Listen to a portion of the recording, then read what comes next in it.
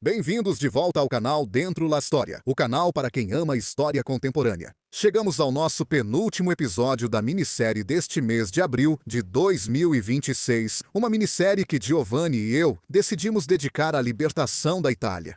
Hoje estamos no penúltimo episódio, um episódio que trata da fase final da trajetória de Mussolini, sua fuga de Milão para Dongo e seu desfecho. Hoje vamos falar sobre isso. Fiquem à vontade. Se quiserem, preparem o café da manhã ou a pipoca, depende dos seus hábitos alimentares. E nos acompanhem com atenção. O fim da trajetória de Benito Mussolini constitui um dos episódios mais intensos e controversos da história italiana do século XX. Não apenas pelo seu valor imediato, histórico e político, mas também pela complexidade do que aconteceu, das interpretações e das interconexões que daí derivaram. A historiografia reconstruiu com precisão crescente a sequência dos eventos entre 25 e 28 de abril de 1945, mas continua questionando algumas motivações, as responsabilidades, os significados daquela fuga e sobre o desfecho, que sabemos foi extremamente violento. Para entender o que aconteceu, precisamos voltar alguns dias antes, ao dia 18 de abril de 1945, quando a derrota alemã já estava diante dos olhos de todos. Justamente na esperança de um último ímpeto dos próprios homens, mas também na possibilidade de negociar um acordo de rendição condicionada. Mussolini havia abandonado a sede do Palazzo Feltrinelli em Gargnano, no Lago de Garda, e tinha se transferido para Milão, hospedando-se na prefeitura. Ele havia discutido com seus homens, com seus ministros, sobre a possibilidade de criar um reduto na Valtellina, uma espécie de cópia do projeto da Alpenfestung. Na verdade, como já vimos em um vídeo gravado em locação que você encontra no canal, era pouco mais do que uma ideia, e até bastante absurda por parte dos nazistas. Em 22 de abril de 1945, no pátio da prefeitura, Mussolini faz seu último discurso para cerca de uma centena de oficiais da República Social Italiana. O final do discurso, segundo as testemunhas, foi nestas palavras: "Se a pátria está perdida, é inútil viver." Mas são discursos de circunstância, palavras ditas para enganar aqueles oficiais para que lutassem até o fim. Na verdade, Mussolini já está negociando. Na mesma noite de 22 de abril, ele se encontra com Carlo Silvestri, que lhe entrega um documento muito importante. Silvestri é um jornalista, tem contatos também com os partisans. E lhe traz uma declaração que o próprio Mussolini lê, concorda, pede para poder responder, reescreve, e a entrega a Silvestri, com a tarefa de levá-la ao Comitê Executivo do Partido Socialista Italiano de Unidade Proletária. O pedido de Mussolini dentro daquela declaração é muito simples: não entregar a RSI à monarquia italiana e absolutamente não colocá-la nas mãos dos comunistas. Mussolini ainda acha que pode negociar, sem saber que as conversas já fracassaram. Os próprios alemães, começando por Karl Wolff, mantêm há semanas conversas com os partisans. Os alemães não querem mais problemas, querem simplesmente voltar para casa. A RSI está prestes a implodir. Em 23 de abril, as tropas aliadas entram em Parma. As linhas telefônicas com a Emília caem. Cremona e Mantua também ficam isoladas. Agora já não se pode fazer mais nada. Quando chega o sinal da insurreição, com a ocupação das fábricas de Sesto San Giovanni, e com o proclama lido no rádio da insurreição geral, render-se ou perecer, Mussolini aceita a última mediação. É a do cardeal Ildefonso Schuster, arcebispo de Milão. Por que Schuster? Essa é uma pergunta que a historiografia sempre se fez. Schuster era uma espécie de mediador naquele momento entre a RSI e os representantes do CLN da Alta Itália, figura de autoridade relativamente imparcial. Garantista. Schuster buscava evitar mais derramamento de sangue em uma cidade, Milão, já à beira da insurreição armada. Para evitar o caos nas ruas, para evitar o salve-se quem puder, Schuster havia tentado a última mediação. Pelos relatos que surgiram daquela reunião, Schuster propõe uma rendição ordenada das forças fascistas e evitar derramamentos de sangue desnecessários. As garantias para a integridade dos quadros da RSI, porém, são mínimas. Porque, afinal, os partigiani querem um acerto de contas, querem encerrar o jogo, falando em termos esportivos, querem fechar de vez esse capítulo com Mussolini e os seus. Mussolini, durante aquela conversa, pede várias vezes pausas, oficialmente por motivos físicos, dizendo que não está se sentindo muito bem. Mas, na verdade, porque a fuga já está sendo preparada. Mussolini não confia em ninguém. Em absolutamente ninguém. O cardeal teme, na verdade, que aquela reunião, se prolongar demais, possa se tornar uma armadilha, possa mantê-lo prisioneiro ali dentro da Cúria, onde então os partigiani poderiam facilmente prendê-lo. A mediação não vai a lugar nenhum. Schuster tenta de forma emocionada, mas não há nada a fazer. Os delegados do CLN, com o general Raffaele Cadorna à frente, trazem uma única proposta: rendição incondicional. Os fascistas da República Social Italiana não aceitam. Eles pedem 1 hora para dar uma resposta, deixam o arcebispado e voltam para a prefeitura. Mas não voltam mais para lá. Marcello Petacci, o irmão de Claretta, a amante oficial de Mussolini, já foi até o cônsul espanhol de Milão, Dom Fernando Cantal. Ele pede para que ele também atue como intermediário.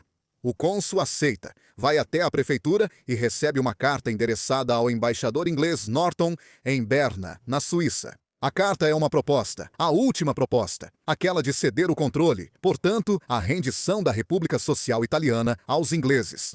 Em troca, Mussolini pede, através de Marcello Petacci, que o fascismo não seja destruído, mas seja utilizado como um instrumento contra os comunistas, contra o bolchevismo. Mussolini ainda está convencido, assim como alguns generais alemães em Berlim, de que é realmente possível reverter a aliança complexa entre os aliados ocidentais e a União Soviética, em uma função anti-bolchevique. Stalin tiraria a máscara e criaria uma nova fase do conflito. Tudo isso, porém, não acontece. A resposta do cônsul inglês não chega. A insurreição geral já está pronta. Mussolini decidiu fugir. Ele se despede de alguns fascistas da RSI, cumprimenta Rodolfo Graziani, que foi seu ministro da Defesa na RSI, e foge. Ele escapa. O destino é como? O pequeno comboio é formado por Mussolini, sua amante, Claretta Petacci, e alguns hierarcas. Um oficial alemão, Friedrich Fritz Birzer, um tenente da Oker, que foi encarregado pessoalmente por Hitler de escoltar Mussolini para onde quer que ele vá. Ele é seu guarda-costas. A ideia de Mussolini é ir em direção a Como, chegar à cidade, depois tentar forçar a alfândega de Chiasso e passar para a Suíça, para então se render. Segundo o testemunho de Renato Célio, que na época era o prefeito de Como, Mussolini havia dado ordem para preparar um refúgio na cidade, à espera de entender os movimentos dos aliados. Junto com Mussolini, viaja também Alessandro Pavolini. Ele é o único e último defensor do chamado Reduto Alpino Republicano. Mas ninguém acredita nisso. Ninguém tem realmente vontade de tentar se entrincheirar na Valtellina, que de qualquer forma não é considerada defensável. Não há homens suficientes, não há recursos suficientes. Mussolini já decidiu. Se os aliados não estiverem dispostos a salvar sua vida, a única rota de fuga é a Suíça. O problema é que a fuga não é organizada. Durante a viagem, o último veículo do comboio, que transporta vários valores além de documentos importantes, sofre uma pane em Garbagnati. Apesar de Mussolini dar ordem para recuperar o material dentro da caminhonete, a equipe acaba abandonando o veículo, depois de salvar o que foi possível. À noite, Mussolini chega à prefeitura de Como, onde também estão sua esposa, Rachele, e 2 filhos, Romano e Ana Maria. Porém, Mussolini não quer vê-los ou encontrá-los. Enquanto isso, Rodolfo Graziani lhe recomenda voltar para Milão. Ele acha que é mais prudente enfrentar a insurreição de frente em vez de ficar em uma cidade militarmente indefensável como Como. Enquanto isso, em Milão a insurreição já começou. O Corriere della Sera publica na primeira página a notícia da insurreição geral, mas também traz outra notícia. Mussolini não está mais na cidade. Ele fugiu. Voltar para Milão naquele momento pode ser um grande risco. Enquanto continuam as discussões, as reuniões sobre o que fazer, para onde ir, o que fazer, quais decisões tomar, no final, muitos dos hierarcas presentes afirmam que o melhor caminho é seguir para Lugano, ir para a Suíça, não há outras possibilidades. Enquanto estão ganhando tempo em Grandola, chegam 2 pessoas. Uma é Vezzalini, o dirigente fascista da província de Novara, e o outro é o major Otto Kingsnacht, das Waffen-SS, oficialmente um superior direto do tenente Birzer. Kingsnacht chega do Lago de Garda. abandonou as posições e está fazendo seus homens recuarem, justamente em direção à Suíça. Também chega a notícia de que, enquanto tentavam forçar a alfândega para passar para a Suíça, os ministros Guido Buffarini Guidi e Angelo Tarchi foram presos junto com o vice-comissário da prefeitura de Como, Saletta. A estrada para a Suíça está bloqueada desde Como, não se passa. Nesse momento, o comboio decide se unir. Em Menádio, chega outro comboio alemão em retirada. São cerca de 38, entre Kubelwagen e caminhões. Tem cerca de 200 soldados, todos pertencentes à artilharia antiaérea. O comando é do tenente Willy Flaminger. Eles querem cruzar o passo do Stelvio rumo a Merano. Não é uma estrada fácil, mas naquele momento é também a única estrada ainda aberta para ir em direção à Alemanha, já que a Suíça está bloqueada. A coluna prossegue. Eles também encontram alguns postos de controle dos resistentes, mas até aquele momento os resistentes têm ordem de deixar passar. Os alemães podem voltar para a pátria, a menos que prefiram lutar.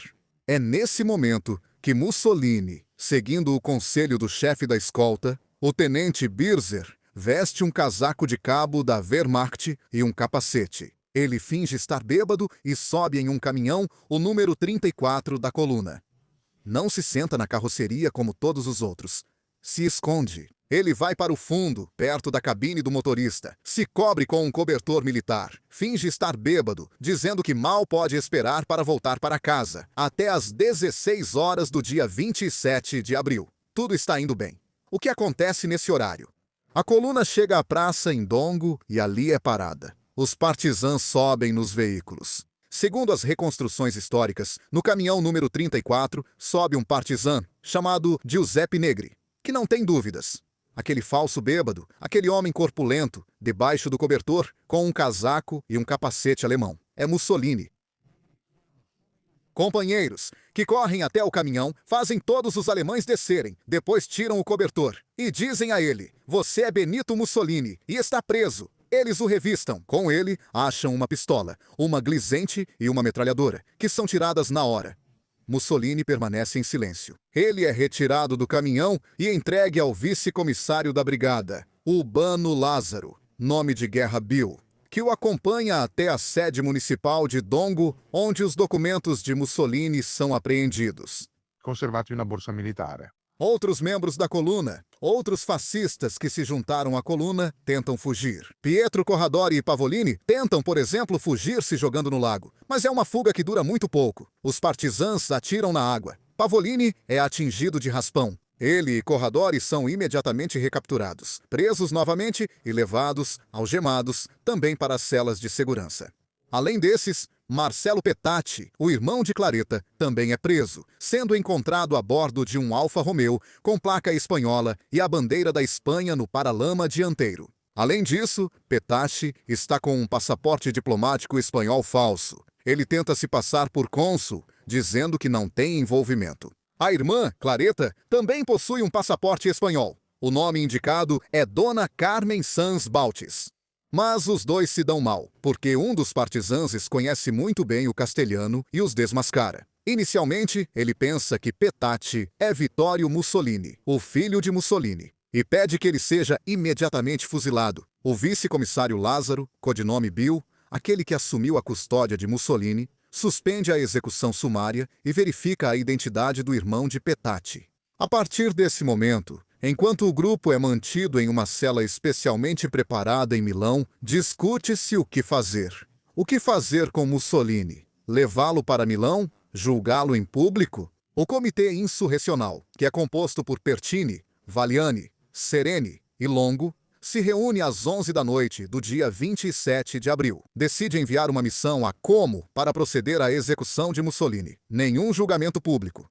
Temem que o general Raffaele Cadorna, dividido entre suas funções, de um lado como comandante do Corpo Voluntário da Liberdade e do outro como ponto de contato com a missão aliada, possa interferir, possa pedir, ou até mesmo ordenar que o prisioneiro lhe seja entregue para levá-lo aos anglo-americanos. E os partisãs? Eles não querem nenhum tipo de intromissão nesse sentido. E aqui entra em cena Walter Audizio, codinome Coronel Valério, que é um oficial designado ao Comando Geral do Corpo Voluntário da Liberdade. É a ele, Aldo Lampredi, homem de confiança de Luigi Longo, que é confiada a tarefa de executar a sentença de morte. Nesse momento, Raffaele Cadorna está encurralado e entende que não tem margem para convencer os partisãs a desistirem de seu propósito. O Coronel Valério parte. Ele parte mesmo? Ele possui um salvo-conduto assinado por Raffaele Cadorna. No final, mesmo encontrando pelo caminho soldados americanos da 34ª Divisão dos Estados Unidos, os partisãs chegam ao destino, conversam com seus companheiros, levam as ordens do Comitê Executivo de Milão: matar. Segundo a versão oficial, Mussolini é levado para um pequeno caminho em frente a uma casa, em Giulino di Tremezzina, em Mesegra, para a execução. São 7 horas do dia 28 de abril. O Coronel Valério e seu companheiro Guido assumem a custódia de Mussolini. Às 12h15, procuram um caminhão para o transporte. Afinal, Mussolini não pode ser levado a pé até o local da execução. Eles o colocam no caminhão, o levam até lá e o alinham contra o muro baixo. Com eles está um pelotão. São cerca de 14 partisãs, são muitos. Às 12h15, Walter Audizio, o Coronel Valério, encarrega Pedro, outro partigiano, de ir assumir a guarda dos outros prisioneiros, não só Mussolini. A ideia é executar a sentença de morte por fuzilamento. Aqui, as versões dos fatos divergem de acordo com os vários testemunhos. Há o testemunho de Walter Audizio, mas também há o testemunho de outros presentes na execução. Por exemplo, dizem que no último momento, Claretta Petacci, que não havia sido alinhada junto ao muro com os outros condenados à morte, teria fugido de seus carcereiros e se jogado sobre Mussolini, enquanto começava a rajada mortal. Foi assim que aconteceu? Ou não foi assim? Isso não se sabe. O que se sabe é que foi o próprio Valério quem empurrou Mussolini em direção à grade, além do muro, e pronunciou estas palavras: por ordem do Comando Geral do Corpo de Voluntários da Liberdade, estou encarregado de fazer justiça ao povo italiano.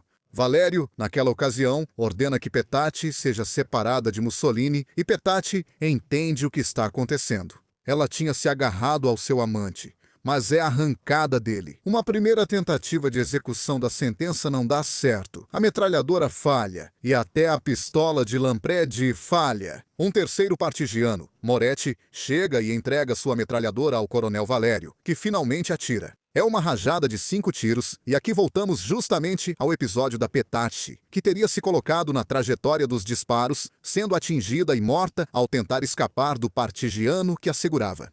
Outras versões insistem, porém, que Petacci nunca se afastou de Mussolini, nunca aceitou abandoná-lo e permaneceu até o fim abraçada a ele, consciente do risco de morrer. São 16h10 do dia 28 de abril de 1945. Mussolini chegou ao seu último ato. Está morto e, pouco depois, outros líderes também são executados junto com ele. No dia 29 de abril de 1945, a notícia da morte de Petacci e Mussolini se espalha pela Itália e chega também à Alemanha. Em Berlim, no bunker da chancelaria, Hitler lê com horror o que aconteceu. Quando é informado sobre a morte de seu velho amigo e também sobre o que acontece depois, ou seja, o transporte dos cadáveres para Milão. A decisão de pendurá-los de cabeça para baixo no posto de gasolina na Piazzale Loreto, onde pouco tempo antes as brigadas negras haviam massacrado alguns cidadãos, alguns partisãs. Tudo isso provoca um sentimento de horror em Hitler, que dá instruções precisas, muda seu testamento para ordenar a seus subordinados que cremem seu cadáver, e o de Eva Braun. A emoção é muito forte em toda a Itália. Mas as versões dos fatos, a versão de Michele Moretti, a de Walter Audizio, a versão dos outros partisãs, continuam a divergir. Em vários momentos, em várias situações, fica claro que ninguém quer admitir conscientemente ter atirado em uma mulher. A emoção de levar os cadáveres de volta a Milão é sentida praticamente por todos. Querem mostrar aos italianos que o pesadelo do fascismo acabou de verdade. Os outros hierarcas, mesmo que nem todos fossem verdadeiros hierarcas, já foram selecionados pelo Coronel Valério para a execução. Barracu, Bombatti, Gatti, Liverani, Mesa Soma, Pavolini, Porta, Romano, Untimperg, Zerbino. Junto com eles, também são fuzilados Calistri, Casalinov, Coppola, D'Aquano e Nude. Todos fuzilados e todos levados para Milão. Junto com eles, também é fuzilado Marcello Petacci, o irmão de Claretta. A justificativa: espião. Ter sido encontrado em posse de documentos diplomáticos falsificados faz dele um espião inimigo. E, portanto, não pode haver piedade. Quando a coluna dos partisãs chega a Milão, na Piazzale Loreto, o valor simbólico daquele lugar já é percebido. O massacre de 10 de agosto de 1944, perpetrado pelos soldados da Brigada Muti, não tinha sido esquecido pelos milaneses. São 18 os cadáveres que são erguidos no teto do posto de gasolina. Claretta Petacci também está lá.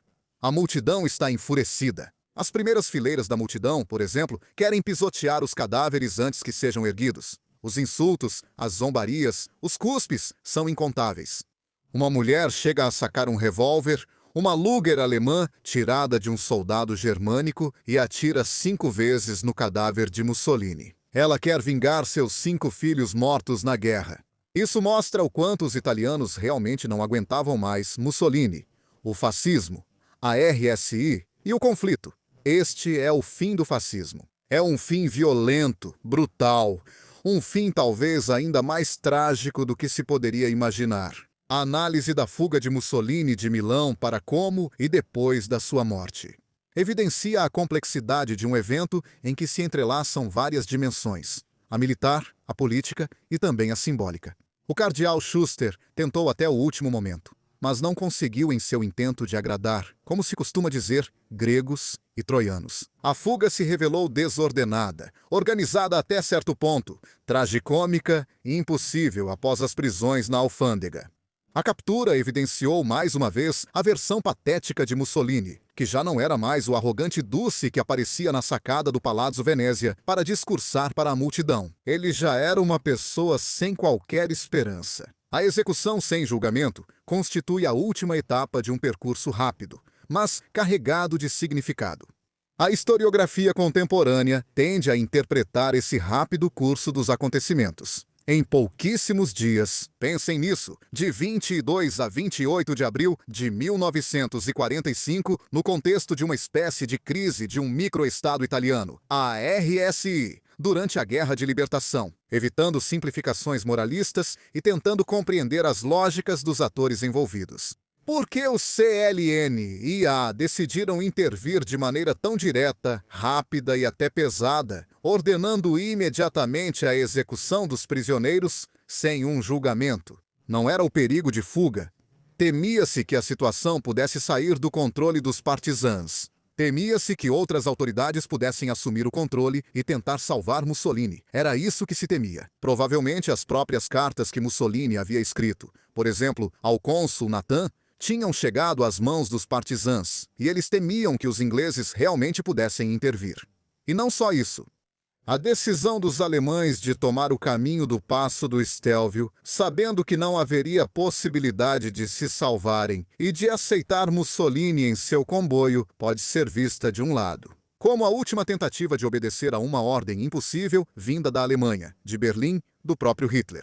E por outro lado, como o último favor feito a um ditador já sem qualquer poder, desesperado em busca de uma fuga impossível. O fim de Mussolini não é apenas um fato histórico, é um nó dentro da nossa memória nacional. É um nó que não pode ser desfeito. É um pouco como o nó górdio, que neste caso não requer a ajuda e a chegada de Alexandre, o Grande, montado em Bucéfalo, pronto para desembainhar a espada e cortar o nó de uma vez. É um nó para se ter em mente. Vocês conhecem aqueles nós que se faz no lenço para lembrar de algo importante? Pois é, exatamente isso. É preciso lembrar também a fuga de Mussolini e sua morte em Giulino di Mesegra, para entender todo o absurdo de uma ditadura que se apresentava como o movimento salvador para uma Itália que precisava apenas de tranquilidade, e que no final tinha levado o país a uma guerra tão destrutiva que as despesas, os lutos, os custos materiais da reconstrução, mas também os morais, tinham sido pagos até aquele momento por todos, menos pelos verdadeiros responsáveis. A reação pesada e descontrolada do povo milanês diante dos cadáveres de Mussolini, de Petacci, dos outros hierarcas, dos outros mortos de Giulino, de Mesegra, faz compreender de maneira profundamente humana qual era o espírito das pessoas comuns da época. Pessoas exasperadas. Não aguentava mais a fome, as restrições, os bombardeios, as violências, as mortes, as torturas. Não aguentava mais e tinha atribuído tudo isso a uma única figura. Essa figura, que até alguns anos antes havia sido exaltada, havia sido levada em triunfo. Tinha sido reafirmada com slogans até bastante tolos, pelas ruas, nas praças, nos jornais, e que naquela manhã em Milão, na primavera, tinha sido reduzida a quase nada. A um fantoche já sem vida. A um simulacro vazio, que representava em sua tragédia, em sua fraqueza humana, todas as contradições de um regime tão violento nos métodos e nas palavras, quanto inconsistente e tolo em sua verdadeira natureza. Termina assim a história de Benito Mussolini. Termina assim a história da República Social Italiana. Termina assim a Guerra de Libertação. Mas nossa minissérie não termina aqui. Ainda há um episódio. Ainda há outro episódio. Um episódio muito especial, que preparamos para o domingo, 26 de abril. Eu os convido para esse episódio para encerrarmos a minissérie deste mês.